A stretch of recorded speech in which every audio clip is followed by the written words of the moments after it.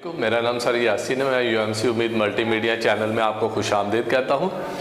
हमारा आज का टॉपिक है class 9th chemistry lecture number 8। पहली डेफिनेशन है जी फ्रीजिंग पॉइंट की।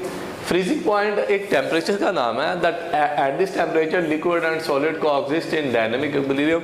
इस टेम्परेचर पर लिक्विड और सॉलिड दोनों इक्विलिब्रियम हालत में मौजूद होते हैं। ऐसे टेम्परेचर को कहते हैं फ्रीजिंग पॉइंट। जैसे बर्फ़ मेल्ट हो रही हो तो उसमें पानी भी होता है, बर्फ़ भी होता है, लेकिन उसका टेम्परेचर 0 डिग्री सेंटीग्रेड रहता है। यानी 0 डिग्री सेंटीग्रेड वो टेम्परेचर है जिसमें लिक्विड और सॉलिड दोनों हालतें पाई जाएंगी। ऐसे टेम्परेचर को हम फ्रीजिंग पॉइंट का नाम देते हैं। दूसरा हमारा टॉपिक है जी diffusion.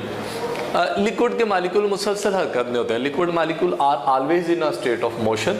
They move from higher concentration to lower concentration. They mix up with the molecule of other liquids so they form a homogeneous mixture.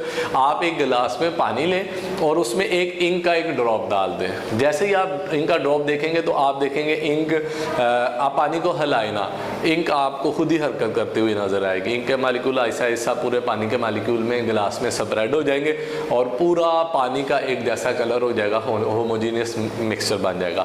यानी शुरू में जब आपने इंक डाली तो वहाँ मालिक्यूलों की मिकदार ज़्यादा थी और नीचे मालिक्यूल ना होने के बराबर थे, तो मालिक्यूल ज़्यादा मिकदार से कम मिकदार की तरफ जाते गए मिक्स हो गए एक दूसरे में, हत्ता कि सारा पानी एक जैसा हो गया, यानी होमोजेनियस मिक्सचर बन गया। ऐसा प्रोसेस जो है वो डिफ्यूजन कहलाता है। डिफ्यूजन में मालिक्यूल हमेशा ज़्यादा मिकदार से कम मिकदार की तरफ जाते हैं।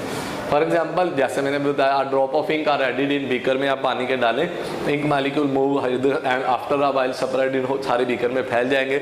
इसका मतलब डिफ्यूजन का प्रोसेस ये हो गया है। डिफ्यूजन पर कौन सी चीज़ें असरअंदाज होती है? पहली जो चीज़ जो डिफ्यूजन पर असरअंदाज होती है वो है इंटरमालिक्यूलर फोर्सेस। इंटरमालिक्यूलर फोर्सेस का मतलब है दो मालिक्यूलों के दरमियान जो अट्रैक्शन है, कशिश की फोर्स है, वो इंटरमालिक्यूलर फोर्सेस कहलाते हैं। Liquid having weak intermolecular forces diffuse faster than the liquid having.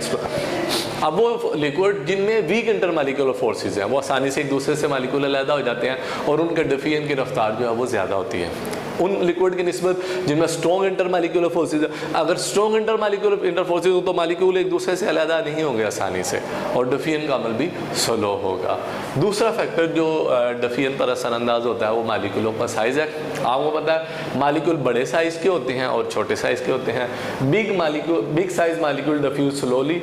जो बड़े साइज़ के मालिक्यूल है वो ऐसा ऐसा डिफ्यूज़ करते हैं। For example, honey diffuse slowly in water. शहद को अगर पानी में डालें तो वो ऐसा ऐसा मिक्स होता है क्योंकि शहद के मालिक्यूल बड़े साइज़ के मालिक्यूल होते हैं। लेकिन अगर अल्कोहल लिक्विड को पानी के अंदर डालें तो वो फ़ौरन मिक्स हो जाती है। उसकी वजह यह है अल्कोहल के मालिक्यूलों का साइज़ छोटा होता है, वो आसानी से मिक्सअप हो जाता है। इसका मतलब ये हुआ वो मालिक्यूल जिनका साइज़ बड़ा होगा वो ऐसा डिफ्यूज़ होंगे और जिनका साइज़ छोटा होगा उनके डिफ्यूज़ होने की रफ्तार तेज़ होगी।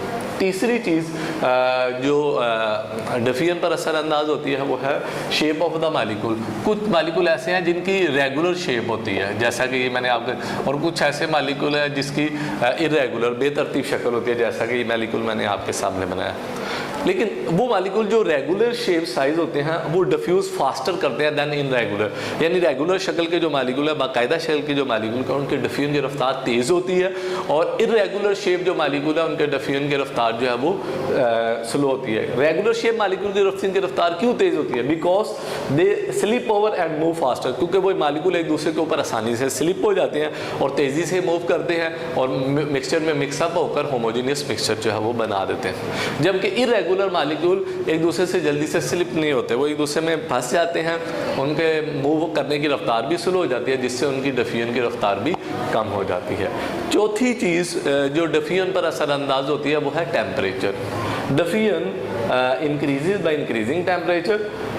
डिफ्यूजन का मालिक्यूल टेम्परेचर का डिफ्यूजन का टेम्परेचर से बड़ा गहरा ताल्लुक है। जैसे ही हम टेम्परेचर बढ़ाते हैं तो डिफ्यूजन की रफ्तार तेज़ हो जाती है और अगर हम टेम्परेचर कम करते हैं तो डिफ्यूजन की रफ्तार कम हो जाती है। अब जब हम टेम्परेचर को ज़्यादा करते हैं तो क्या होता है? Because intermolecular forces become weak due to high kinetic energy. जब टेम्परेचर ज़्यादा होता है तो मालिक्यूलों के दरमियान अट्रैक्शन की फोर्स कम हो जाती है। ठीक है, अट्रैक्शन की फोर्स कम क्यों होती है? क्योंकि मालिक्यूलों की काइनेटिक एनर्जी ज़्यादा हो जाती है, वो एक दूसरे से अलग होते हैं तेज़ी से। इंटरमालिक्यूलर फोर्स वीक हो जाती है। अगर इंटरमालिक्यूलर फोर्स वीक हो जाए तो आपको पता है डिफ्यूजन की रफ्तार जो है वो ज़्यादा। इसका मतलब टेम्परेचर बढ़ाने से डिफ्यूजन की रफ्तार बढ़ जाती है और टेम्परेचर कम करने से डिफ्यूजन की रफ्तार कम हो जाती है।